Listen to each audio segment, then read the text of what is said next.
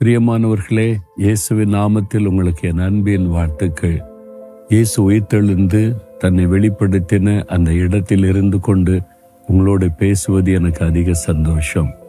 இயேசு கிறிஸ்து இன்றைக்கும் உயிரோடு இருக்கிறார் என்பதற்கு இந்த கல்லறை, திறந்து வைக்கப்பட்டிருக்கிற கல்லறை சாட்சியாயிருக்கிறது.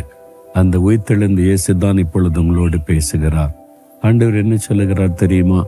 84 சங்கீதம் 11 வசனத்துல, உத்தமமாய் நடக்கிறவர்களுக்கு நன்மையை வழங்காதீரார்.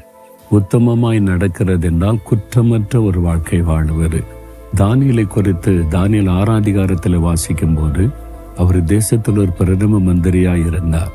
அவரை பகைத்த சத்துருக்கள், அதிகாரத்தில் உள்ளவங்க தானியேல் மேல் பொறாமை கொண்டு ஏதாவது ஒன்று குற்றம் கண்டுபிடிச்சு வேலை விட்டு அனுப்பிடணும்னு சொல்லி அவனை கவனித்தார்கள். எந்த குற்றமும் கண்டுபிடிக்க முடியலையா. வேலைக்கு டைமுக்கு வருவாரு, கடைசி வரைக்கும் வேலை செய்வார், உண்மையா இருப்பார், ஏமாற்ற மாட்டார். அதனால எந்த குற்றத்தை கண்டுபிடிக்க முடியாம திணறினார்கள். அதனாலதான் தானியேலுக்காக சிங்கத்தின் வாயை கூட ஆண்டவர் கட்டி மேலும் மேலும் தேவன் அவரை உயர்த்தினார் என்பதாய் பார்க்கிறோம். ஆபிரகாமுக்கு ஆண்டவர் தரிசனமாகி சொல்லுகிறார், ஆபிரகாமே, நீ எனக்கு முன்பாக நடந்து கொண்டு உத்தமனாய் இருந்தா நான் உனக்கு கேடயமா இருப்பேன், உனக்குரிய பலனை தருவேன், ஆசீர்வதிப்பேன் வாக்கு கொடுத்தார்.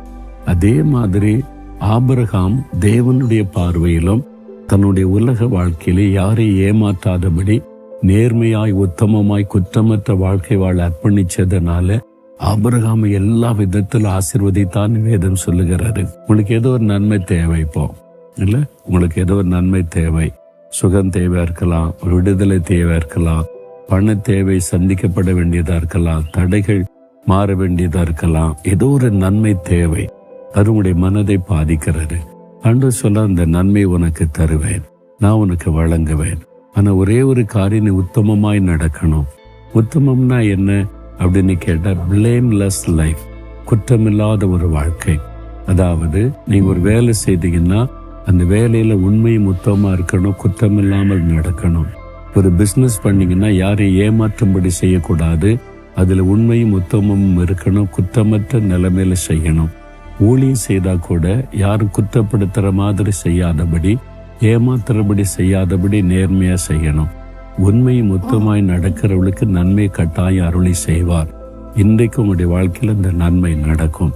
நீங்க சொல்லுங்க, ஆண்டவரே, நான் உத்தமமாய் நடப்பேன், எந்த குறையும் குற்றமும் இல்லாதபடிக்கு நீர் கொடுத்த பொறுப்பை என் வாழ்க்கையில என்றைக்கும் கடைபிடிப்பேன்னு சொல்லி பாருங்க. உடனே நன்மை நடப்பதை நீங்க பார்ப்பீங்க. சொல்லுங்க, ஆண்டவரே, உத்தமமாய் நடக்க நான் ஒப்பு கொடுக்கிறேன். எனக்கு இந்த நன்மையை நீர் இன்றைக்கே அருளி செய்கிற அன்பிற்காக ஸ்தோத்திரம், ஸ்தோத்திரம். இயேசுவின் நாமத்தில் ஆமேன், ஆமேன்.